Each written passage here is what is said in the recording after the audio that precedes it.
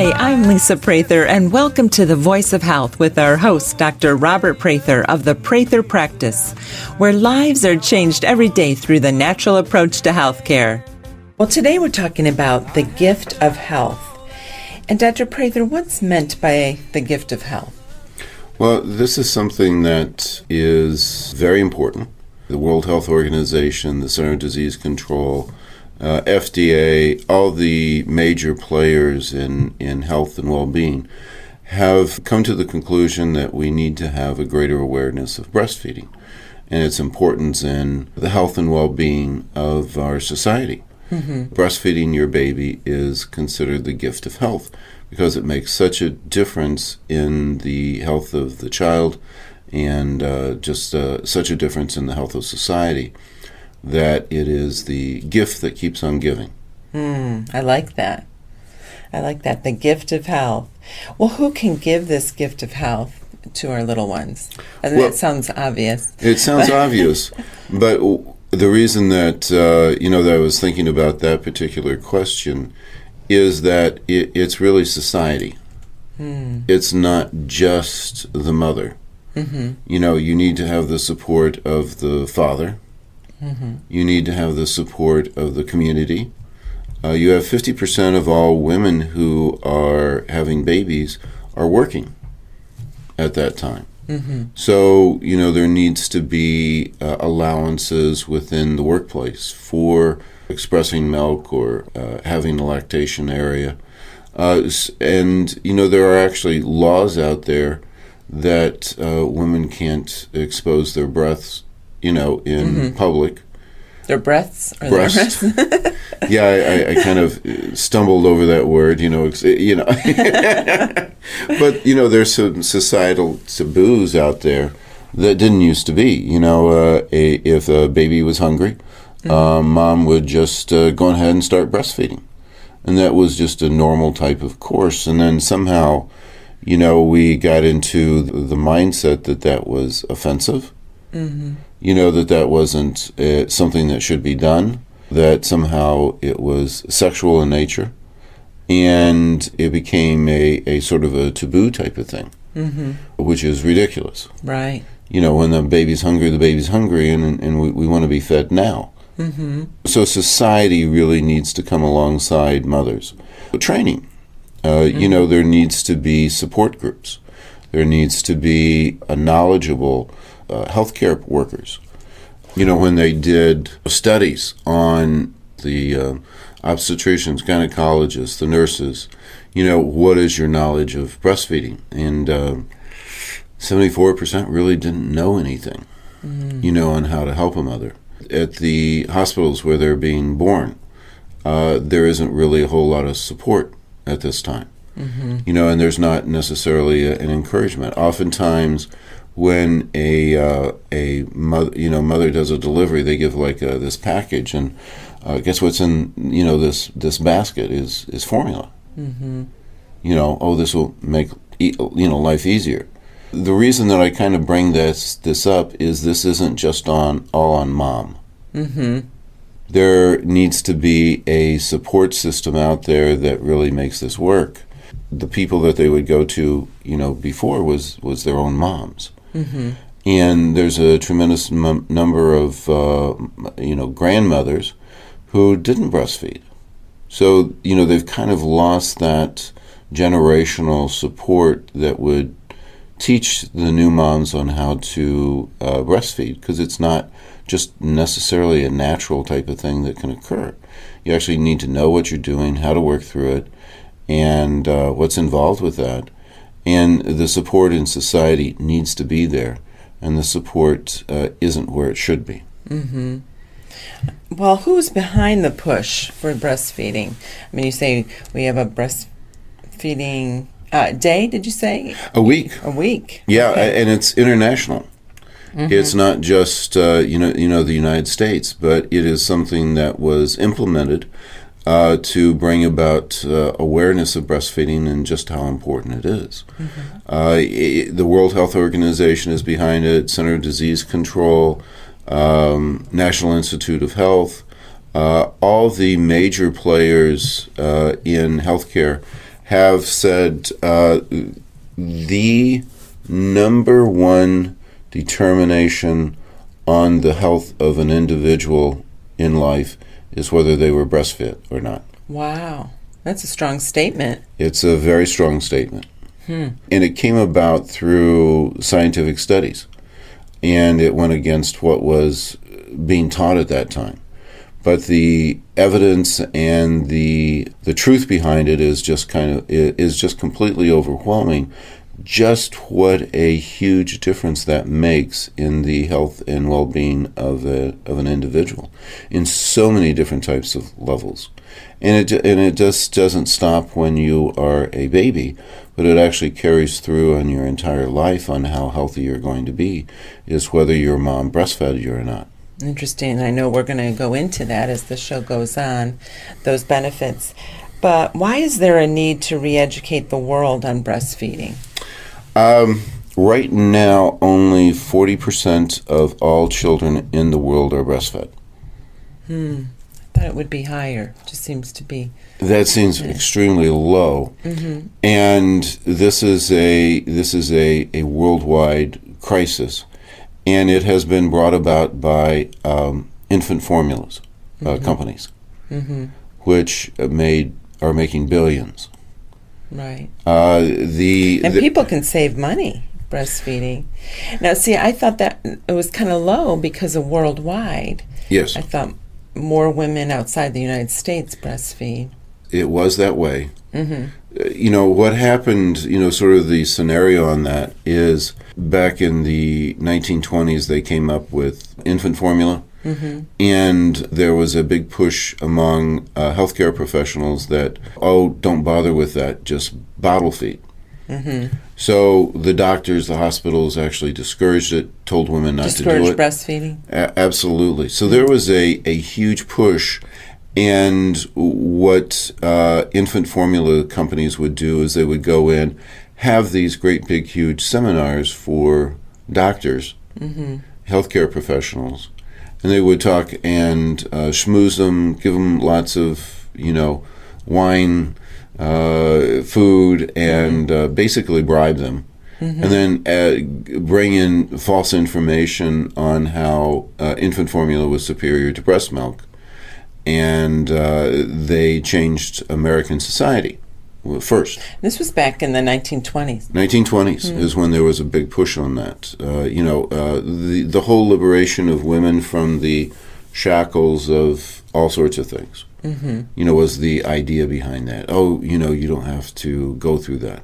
You can move on, and some other person can come in and can do that. So, it wouldn't tie down the mom. And there was all this big push. The modern woman, they even had advertisements, the modern woman doesn't breastfeed. Wow. So it became very popular in the United States. They got a higher percentage, incredible profits. Incredible profits. And then all of a sudden, Americans realized there was this doesn't really make sense. And moms started to become educated, and then there was a drop-off, and they read the writing on the wall, and then they decided to do the same thing worldwide. But what they did is they advertised it as Americans don't breastfeed, and they're the leading people in the world. Why should you be left behind as a poor, ignorant type of a person out there who breastfeeds? And they really hit that hard. Their advertising was just absolutely huge across the world, and they made even more money worldwide than they did in the United States. So Americans stopped buying the crap that these companies were saying to them, and then they went worldwide with it. And you can actually go to African countries and see billboards with a mom very happy with a bottle in a baby's mouth with a real healthy, happy baby. And I'm a modern person like an American, with that sign across there. And it's a very appealing thing because everybody wants to be American, and this is what Americans do. And obviously they're the richest, strongest country in the world. This is what a modern person does. So they tried this, they're doing the same type of advertising elsewhere. And it's really it really is criminal, because they know that if every woman in the world would breastfeed, that 800,000 babies would not die a year. Wow. Say that again. The number that the World Health Organization came up with is the pushing of infant formula causes 800,000 deaths of babies a year. When we come back, let's talk more about that. We're talking about the gift of health. You can win a free 60-minute massage in a relaxing spa at the Prather practice. Each month, we have a drawing to give away a free massage to one of our lucky Facebook and Twitter fans. Follow us on Facebook and Twitter on our website at thevoiceofhealthradio.com. This is The Voice of Health with Dr. Robert Prather. The Voice of Health Wellness Tip with Dr. Robert Prather of the Prather practice. So how is the thyroid best checked? The thyroid is checked with blood tests. A very common thing that occurs is that doctors check your thyroid and just check the TSH and say, oh, you're fine. It's not high. But the thyroid is much more involved than that. Matter of fact, we have about 35 blood tests for that.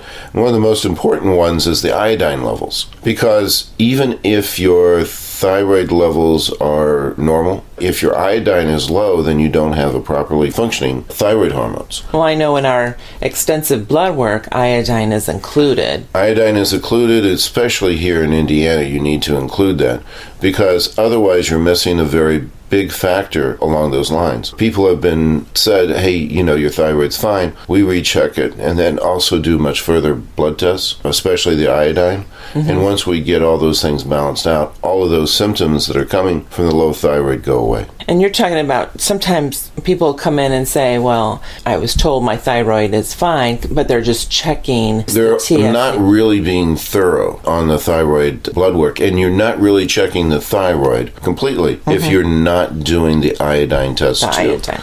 Right. Otherwise, if your iodine's low, it doesn't matter what the thyroid levels on the hormones say, because it's not going to be an active thyroid hormones. So very important, the iodine. And that's included in the Prather profile. That is. Well, what is the percentage of people whose thyroid checks out normal? Interestingly, in our office, it's only about 5%. That have a normal thyroid. Have a normal functioning thyroid. Wow, 5%. Right. Now, that's according not to disease care model, but according to the homeostasis. What we deal with structure function. So once we can get people's thyroids actually normalized, it's amazing how many of those symptoms go away. It really has a very, very specific numbers is what is ideal. And it's ideal in everyone. One of the things that I've done is being able to educate the medical doctor and the nurse practitioners who come into our office, because they're like, well, the thyroid's normal. And I say, no, it's not. I have to show them on that as we start to get them trained, show them how important that is to get those thyroid numbers exactly where they need to be. And then all of a sudden people say their symptoms go away. We can tell exactly when we get the numbers absolutely perfect that the person's going to get better. So the blood work is extremely accurate. It's just that they weren't being specific enough and thorough enough. Schedule your appointment at the Prather practice, 317-848-8048. That's 317-848-8048. Or learn more on our website at thevoiceofhealthradio.com. The Prather practice, restoring hope. A special message from the DTS Weight Loss Center at the Prather practice. Are you tired of making the same weight loss resolution only to end up right back where you started? Let the professionals at DTS Weight Loss Center take all the frustration out of dieting. Our nutritionists and wellness coaches know what works for every body type and can develop a plan specific to your needs throughout your medically supervised program. Make the change by visiting us online at dtsweightlosscenter.com. Dedicate, transform, succeed. When you call the Prather practice to schedule your appointment at our DTS Weight Loss Center, mention the Voice of Health radio show and you'll receive a free initial consultation plus a free body composition analysis. 317-848-8048. That's 317-848-8048. The DTS Weight Loss Center at the Prather practice. Dedicate, transform, succeed. I feel good. I knew that I wouldn't. I feel good. I knew that I wouldn't. So good. You're listening to The Voice of Health with Dr. Robert Prather of the Prather Practice, the most comprehensive wellness center in the Midwest. Well, we're talking today about the gift of health, and we're talking about breastfeeding. And Dr. Prather, before we went to break, you had a very strong statistic. Yeah, and that's actually not my statistic. Right. That's the World Health Organization and the Center for Disease Control. Can you repeat that again? Certainly. And explain why? Absolutely. The World Health Organization, Center for Disease Control, says worldwide, if women would switch from infant formulas back to breastfeeding, there would be 800,000 less infant deaths a year. So why is that happening? What is it about, Breast switching milk breast milk versus formula? The nutritional benefits and the immune benefits of breast milk cannot be manufactured. Mm-hmm. You cannot make that. The nutritional needs of a child, of an infant, is specifically designed in the breast milk, and you're just never going to be able to duplicate that. Mm-hmm. And infant formula doesn't come even close to it. I mean, it's nutritionally, basically, when you're talking about infant formula, it really has the cheapest things that they can put together to, Mm-hmm. It's borders on actually I would probably say it's criminal. Mm-hmm. So, you're not talking about something along the lines that is hidden. The companies that are actually making the infant formula know this. Mm-hmm. And, they even have things where they're paying hospitals for how many babies that leave there that are on formula. Mm-hmm. There is a very big push along those lines. There is a lot of corruption when, you have political leaders that actually allow this to come into their society, and impressionable type of people. And from the top to the bottom, they're actually paying off people to be able to promote their formulas. Mm-hmm. It's also within a population that really can't afford it. Right. I was thinking about that. Yeah. When you're talking about infant formula, it's $1,200 to $1,500 a year in cost for anybody. Yeah, in these third world countries. In these third world countries, that's a huge part of their breastfeeding's income. Free. Yeah. Yeah, it's No a lot less expensive, and the statistics on that, just here in America. This isn't even on the worldwide, which has even bigger implications because we have a much better sanitation system. Mm-hmm. So, infants that would have died because they weren't having the proper immune system in the rest of the world would still survive here, but there would be a lot of health consequences. When you talk about, according to this, these are Center for Disease Control statistics, mm-hmm. acute ear infections. A child who is breastfed, mm-hmm. As opposed to a child who is not breastfed, a child who is not breastfed has a 4 times greater chance of having ear infections than a child who is not breastfed. 4 times greater chance. Eczema, it's a 7 times greater chance for a child who isn't breastfed. For diarrhea and vomiting issues, going into the hospital for that, 2 times. Hospitalization from lower respiratory infections in the first year, it's 7 times greater. Wow. For a child who is not breastfed. Asthma, with a family history, is 6 times greater. And asthma with no family history is 8 times greater in developing in a child who is not breastfed.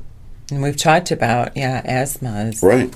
So prevalent these days. Childhood obesity is 4 times greater in children who are not breastfed.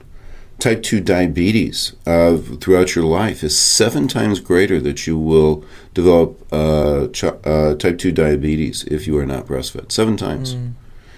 Acute lymphocytic leukemia, which hits children, is 4 times greater in non-breastfed infants. Acute myelogenous leukemia, these are the two main types of cancers that hit children, is 18 times greater chance in non-breastfed infants. Sudden infant death syndrome is 4 times greater in non-breastfed children. And then we talk about, well, what about for infants that are preterm? What do you do with that? Well, for those that one of the main problems that occurs in preterm infants, one of the main reasons that they die, is something called necrotizing enterocolitis, basically where their bowels are digested, is 100 times greater in non-breastfed children. And so it also, not only is it very important, but also preterm infants need to especially be breastfed. Because the leading cause of death is actually 100 times greater in the non-breastfed. Wow. So, I mean, what this does is you get your immune system from your breast milk. Well, I was just thinking, too, the first that comes in is the colostrum. Colostrum, correct. Right. Can formula even create the colostrum? We can't create colostrum. And why is colostrum so important? That is where you get your immunoglobulin A's, which start out the whole immune system in your whole body. So, the ability to fight off infections starts and ends with your, with what you get from your mom. So it will weaken your immune system for the rest of your life if you are not breastfed. The iron levels, iron anemia is a huge problem. Iodine levels, all those, the calcium, the minerals, everything is balanced out and is perfect in breast milk.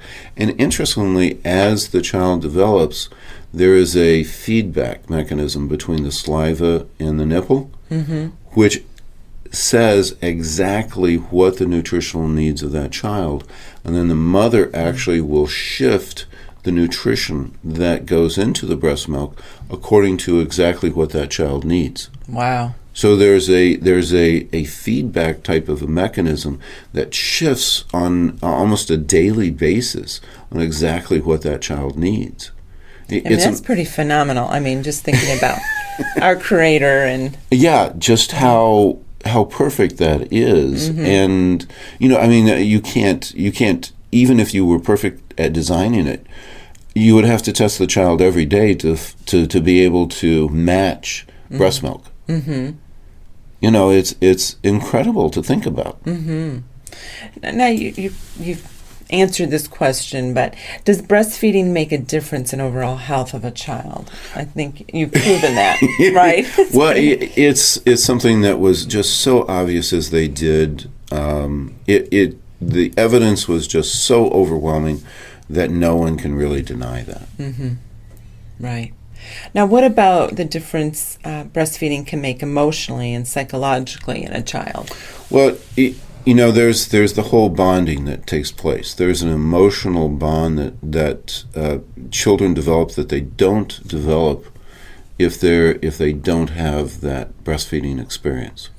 So there is a whole psychological, emotional, being able to be empathetic towards others comes from breastfeeding. That portion of the brain does not develop properly if breastfeeding isn't done. Plus, one of the things that's really fascinating is as a mom, and one of the things I tell new moms as they're breastfeeding is to look and gaze into the child's eyes. Because there is a laser like thing that actually goes from a mother's eyes to a child's eyes into their brains and develops the brains, especially the emotional portion of the brain, that doesn't occur with anyone else and cannot occur at any other time unless a mom is breastfeeding, and it only works with the mother of the child. Interesting. So there is a neurological connection that happens from the mother's eyes to the baby's eyes that is important for the overall emotional and psychological development of the child. So there's a bonding, there's a touching that takes place. So on an emotional, to have an emotional, psychologically, societal child that can work in society, care about other people, and be a productive individual is developed with that bonding with the mom. So not only for the immune system, the nutritional needs, but also for the emotional and psychological makeup of who that individual is going to be, is going to carry on throughout the rest of their life, and that is done with breastfeeding. What about the difference in intelligence? What has it proven there? A huge difference in IQs. If you want a smart child, breastfeed. One, you've got all the nutritional types of needs, the development of the brain, the sucking action develops the speaking ability of an individual, the confidence that actually occurs. If you want a smart child, the longer that you breastfeed, the smarter the baby is. Okay, when we come back, let's talk more about the gift of health. Listen to the Voice of Health radio on your smartphone or tablet on all of the top radio apps available. TuneIn Radio, Stitcher, and iHeartRadio. You can find these apps and more on our website at thevoiceofhealthradio.com. This is The Voice of Health with Dr. Robert Prather. Laughter is the best medicine.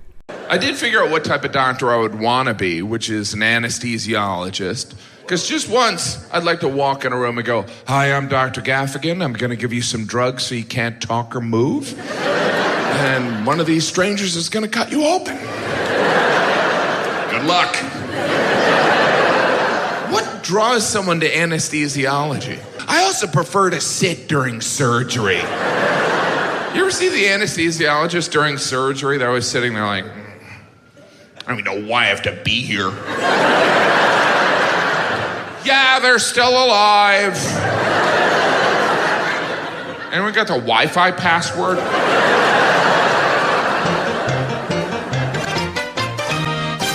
Have you ever been curious about how acupuncture can benefit your health? The Prather practice has received the Indy A-List Award for Best in Acupuncture for 2 years in a row, and we've been rated the top acupuncture provider by Google+.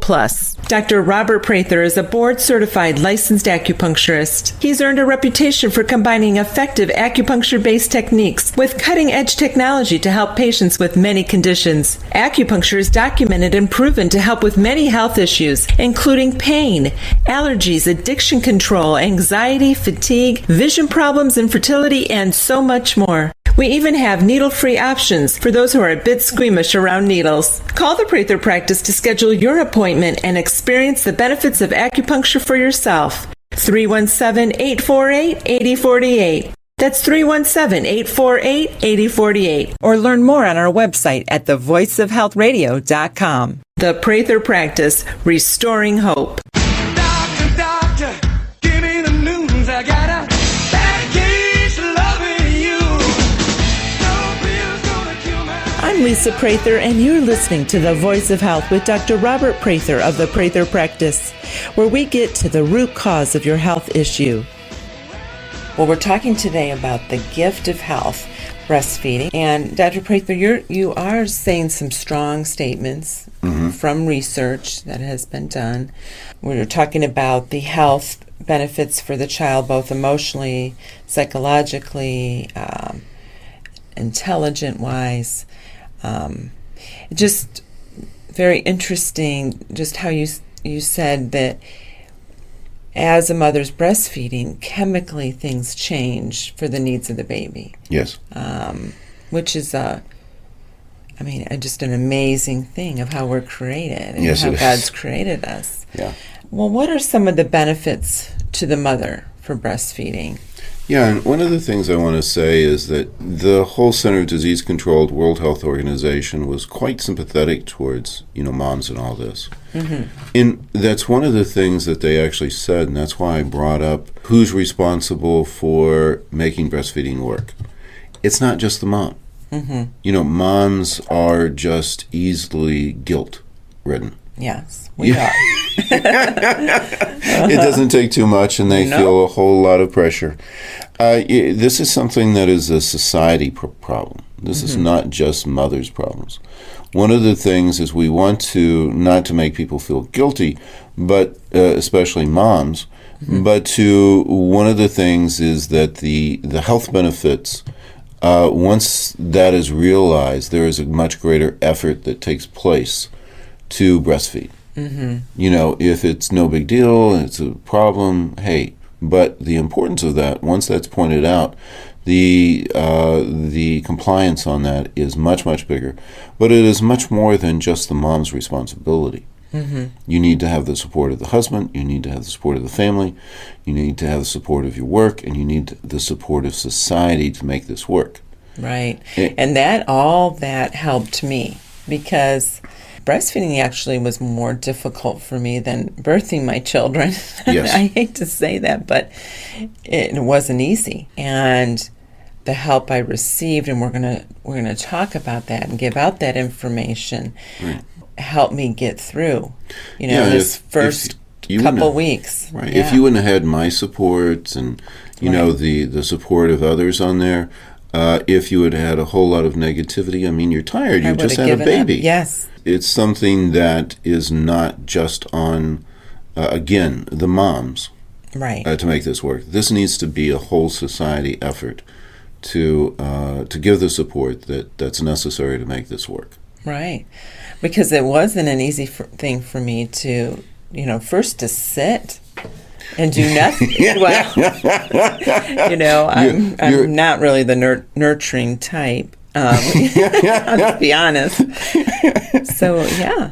Yeah, it and didn't come easy. No, it's a whole different type of thought pattern, and yes. So, understanding the importance of this makes a huge difference and all the benefits. That's something that we need to work on, but there's actually a lot of benefits towards moms. Yeah, let's talk about that. What are the benefits to the moms? Well, according to the Center of Disease Control, there's 2 times less breast cancer. So you cut your chances of breast cancer in half if you breastfeed. Wow. Which is great. Ovarian cancer, it's 5 times less if you have breastfed. Postpartum depression, there's a decrease on that.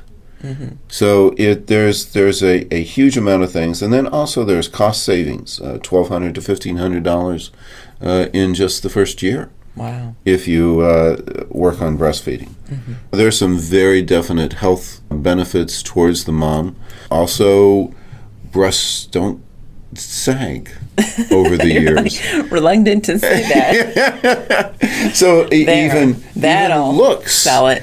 Even looks makes and a we'll difference. get those husbands involved. The other thing is, there's some very interesting things that are going on. One of the benefits is we have the Affordable Health Care Act, and we'll be talking about that. But breastfeeding equipment and counseling is required to be paid 100% through the Affordable Health Care Act. Oh, wow. Didn't know that. That's one of the things. They actually went around and talked to new moms, and it was less than 2% that actually knew that was something that was available. And the hospitals and that's not really information that's being put out there. Right. So just throwing that out too. So are these health benefits long-lasting? Yes. It's not just for the infants that you see the benefits, but these are actually long-term types of benefits for the child and for the mom.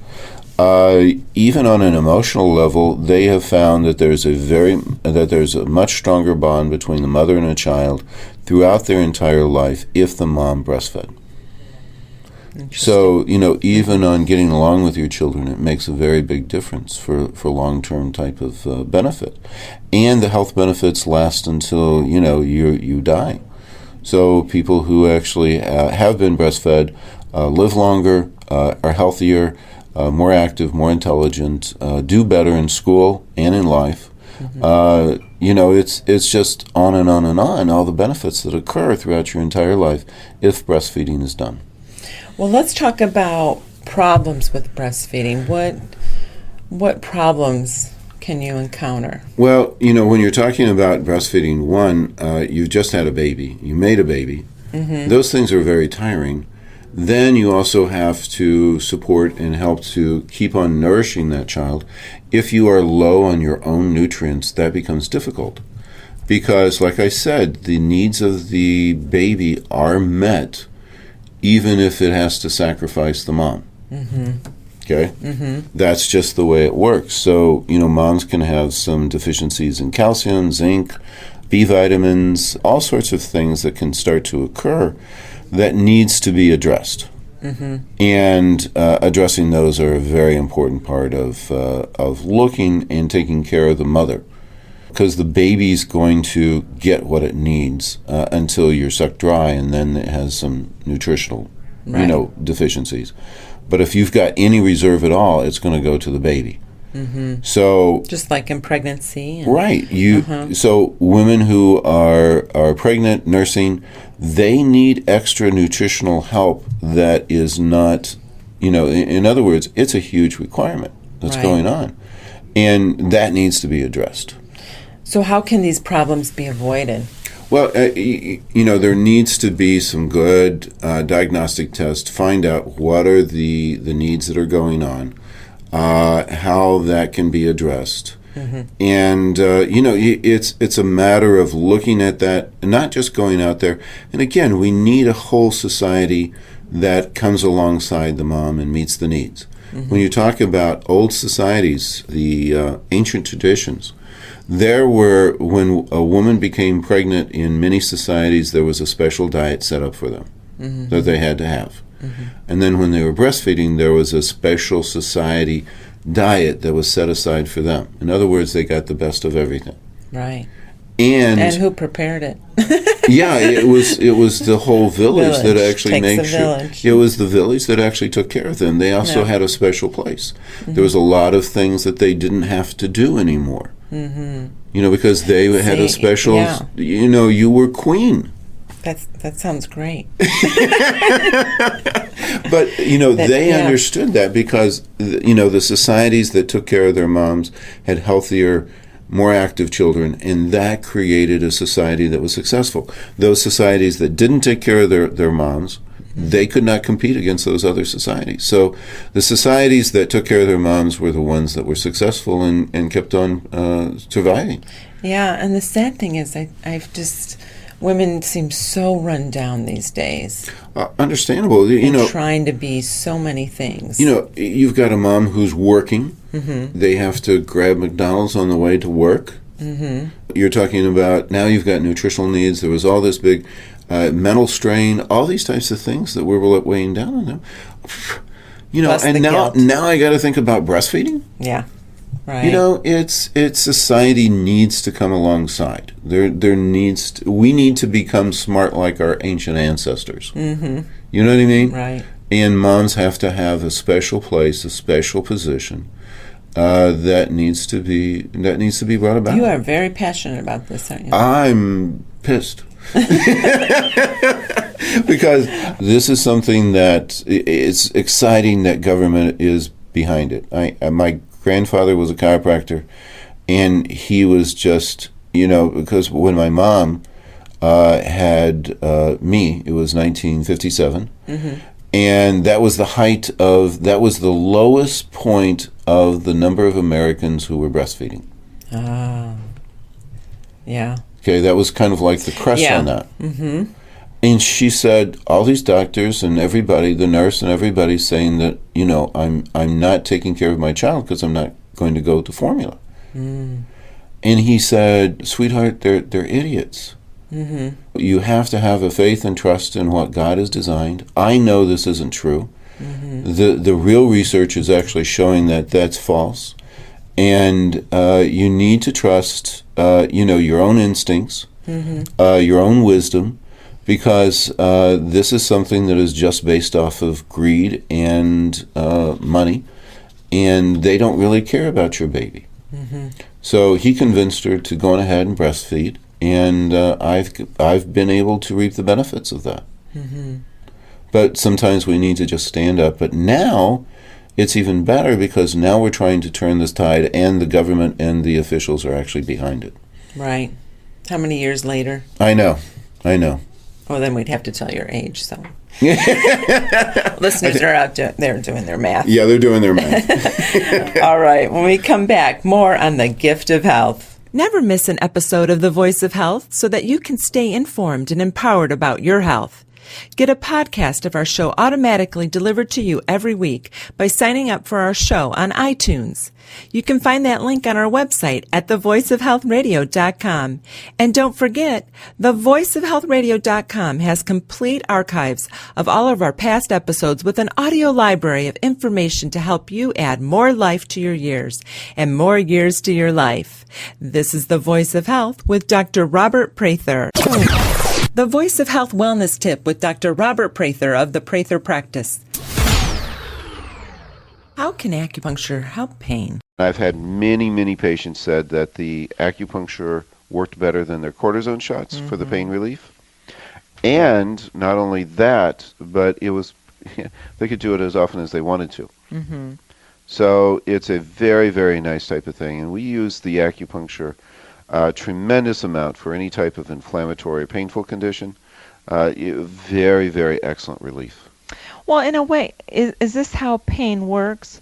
When one of those roadways are blocked, then you have pain, correct? Correct. And acupuncture kind of opens that up. Opens it up, redirects it, absolutely. And we get amazing inflammatory relief. I mean, that's one of the things that we see on a regular basis. And we get quite a few referrals for pain relief from the acupuncture with excellent results. What if someone's thinking acupuncture, and they're afraid of needles? Well, the nice thing is that we have, first off, the needles are as thin as a hair. When people think about needles, they think about a hypodermic needle. And you can put probably at least 5, maybe 10 of those needles in one hypodermic needle.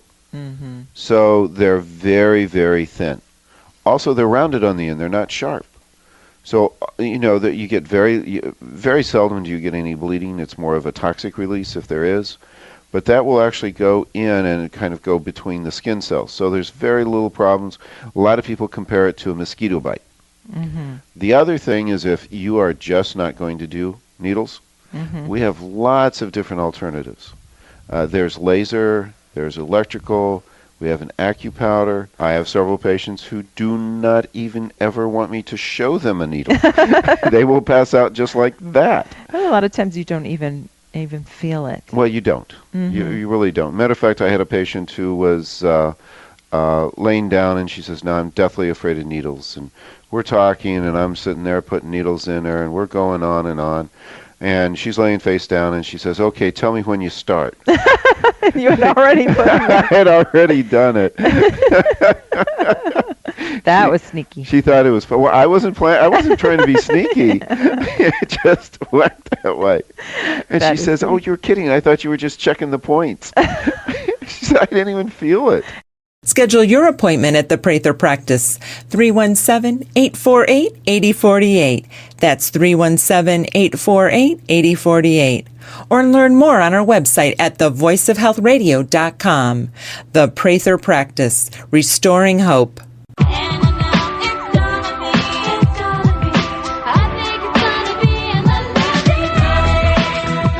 You're listening to The Voice of Health with Dr. Robert Prather of the Prather Practice, where our mission is restoring hope to our patients. Well, we're talking today about the gift of health, breastfeeding. And Dr. Prather, what are the goals of the CDC for breastfeeding? Well, they want to make a difference and start to 2020 is when they really want to meet a lot of their goals, and they have specific goals. And one of the nice things, unlike some of the other things that are going on, like antibiotics and painkiller use, we're actually losing the battle. The Center of Disease Control is making, there's a definite progress in the number of women that are breastfeeding. So we are making progress, but we still have a long ways to go. The goals of the Center of Disease Control is that women would actually breastfeed and they would breastfeed exclusively. The ideal is exclusively for 6 months. So the only thing that the child gets is breast milk for the first 6 months. They also want every woman to breastfeed at least for a year. So that's one of the, sort of their goals. Now, in the old world, the standard of breastfeeding was that it was up till 4. So breastfeeding was something that was done until you were 4 years old is actually the goal. So exclusively for the first 6 months, and then you can start to add food in. But then also everyone should at least breastfeed for the first year. Okay? And if you can go longer, the ideal is to go to 4 years old. I was just thinking about this, how things like formula, it's all in the marketing.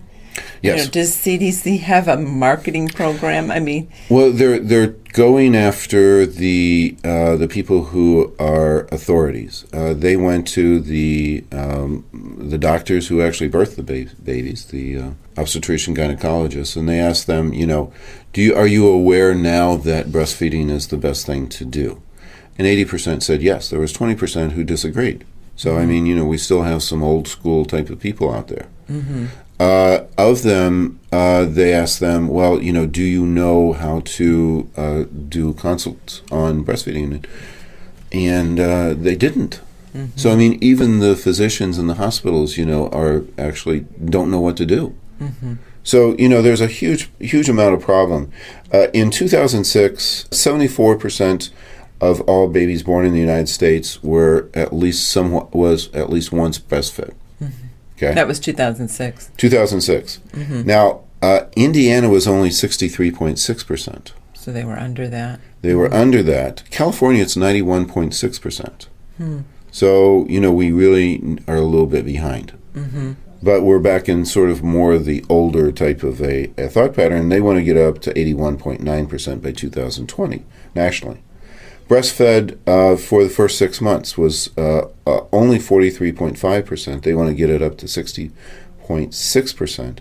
In Indiana, it's only 37.7%. In California, it's 71.3%. So, we've got a lot of catching up. For breastfed for a whole year, for nationally, it's only 22.7%.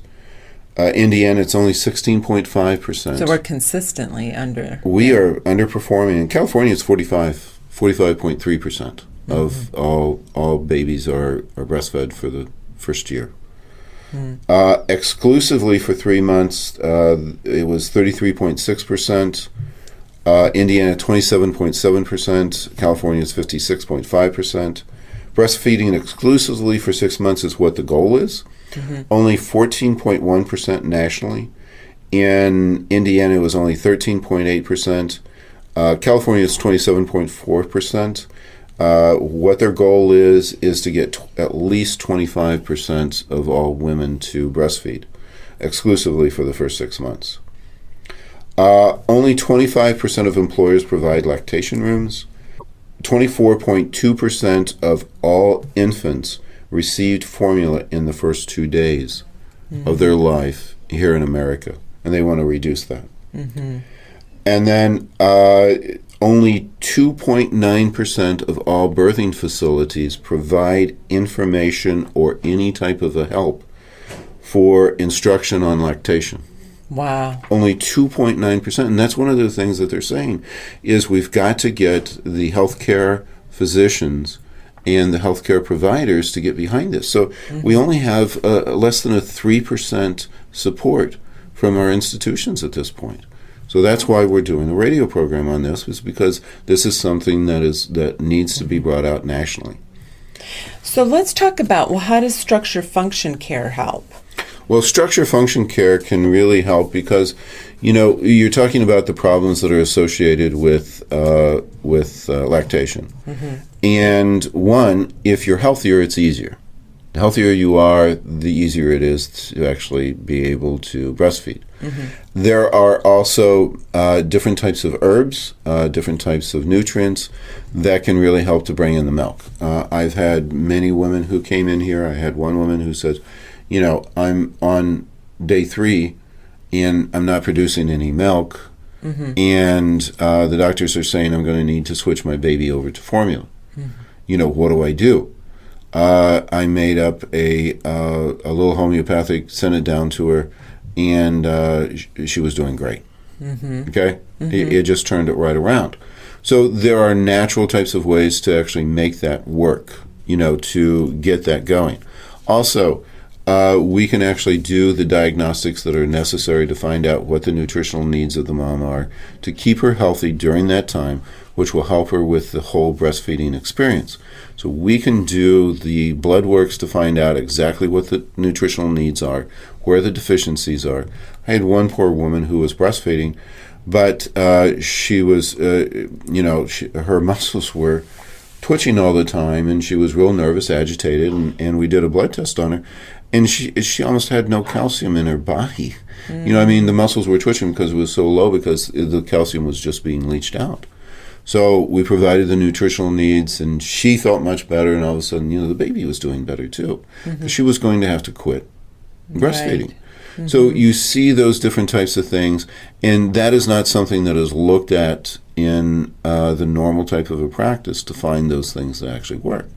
And all those things can really be answered in a structure-function type of a way. Adjustments made a big difference. Acupuncture is very good. Auricular therapy helps to calm the mind and actually make things work much better, especially if there's some agitation going on. Because one of the things that is very good about structure-function care is it can be done while you are pregnant or nursing. I don't know if you notice, but it always says if you're pregnant or nursing, don't take pharmaceuticals. You shouldn't even be taking an aspirin.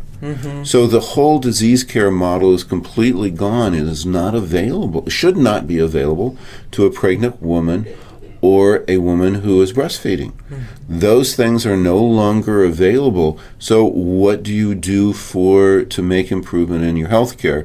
You have to go structure function, because that is actually something that is recommended for pregnancy and for lactating moms. Well, let's talk, because we have just a couple more minutes, and I want to make sure we get this information out. Where can new moms go for breastfeeding? One of the great places that you went and that moms can go is the Leukemia League. It's been around for 60 years. It's well proven to be one of the best things that can actually occur. They do have an Indianapolis area hotline that you can call to get help. That number is 317-782-5082. Let me repeat that. 317-782-5082. And just in the Indianapolis area, there are 5 major groups that meet on a regular basis. You can call up, and they will actually provide help. There are different types of counselors that occur within that. There's the International Board of Certified Lactation Counselors. There's the Certified Lactation Counselor. There's a Certified Breastfeeding Educator, and then there's also doulas. Each one of those have different types of ways of being trained. You can actually get on the Leukemia League, and that's LLLUSA.org is how you can get on there. So it's www.LLLUSA.org/locator/. Okay, and I want to repeat the number for the Leukemia League Indianapolis area hotline, 317-782-5082. Well, thank you, Dr. Prather. Thank you. Very informative. The Prather practice is located at 8902 North Meridian Street on the north side of Indianapolis, just south of the I-465 loop. If we can help you to achieve better health, we'd love to hear from you. Connect with our office at 317-848-8048. That's 317-848-8048. Join us again here next week or anytime on our website at thevoiceofhealthradio.com for The Voice of Health with Dr. Robert Prather.